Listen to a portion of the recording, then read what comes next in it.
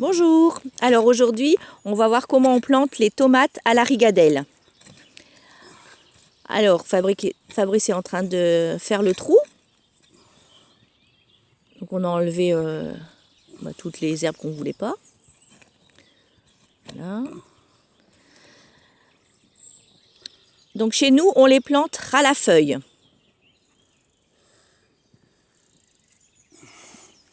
Donc voilà, j'enlève les premières feuilles qui sont là, voilà. Et je vais la planter jusque là, parce que tous ces petits poils vont donner des racines. Des petites racines. Ouais. Donc, voilà. Alors nous, on les plante droites. Donc Fabrice a bien émietté toute la terre afin d'aider la plante à bien reprendre. Alors, l'avantage de planter les tomates ras la feuille, c'est éviter qu'elles tombent. La plantée droite aussi lui permettra d'aller chercher l'eau plus profondément et comme il faut de plus en plus chaud. Alors, par contre, il y a une autre méthode aussi, c'est de la planter couchée. Alors voilà, on fait comme ça, et puis voilà, on fait comme ça. Alors, cette méthode nécessite d'arroser en surface. Alors que nous, sauf canicule, on va arroser dans la serre par exemple 2 fois par semaine, mais un demi-arrosoir par plante. On a envie que la plante aille chercher l'eau le plus profondément possible.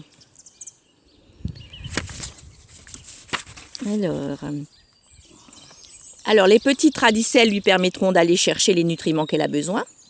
Alors les choix des tomates qui vont dehors, à l'extérieur. Je vais vous en dire quelques-unes. Ça, c'est les choix de chez Chloé. Alors, on a la brane muguet, la clémentine qui ne se taille pas, elle, prune noire, Washington cherry. Donc ça, c'est pour les tomates cerises. Les tomates, les grosses tomates, on a la précoce de Quimper, cœur de bœuf rose, black from... Ah non, ça c'est la serre, pardon. La Black Prince.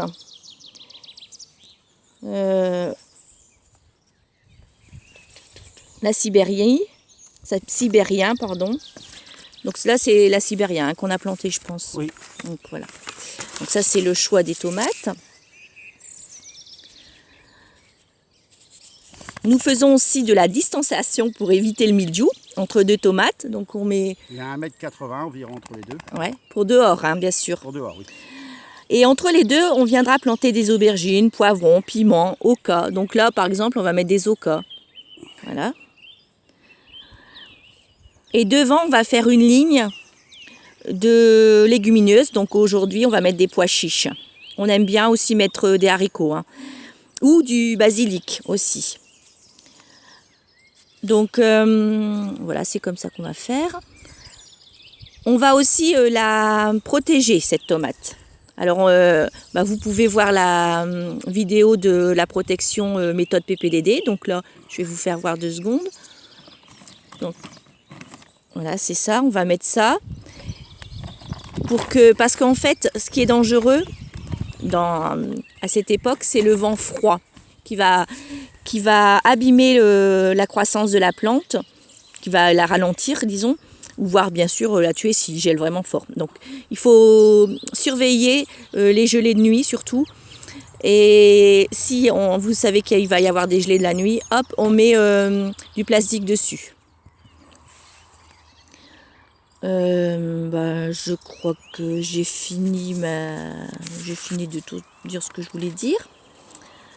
Donc oui, les précoces, donc ça, c'est surtout les précoces qu'on met dehors, puisque la maturité du fruit va aller très vite, et les tardifs ou semi-tardifs, on va les mettre dans les serres.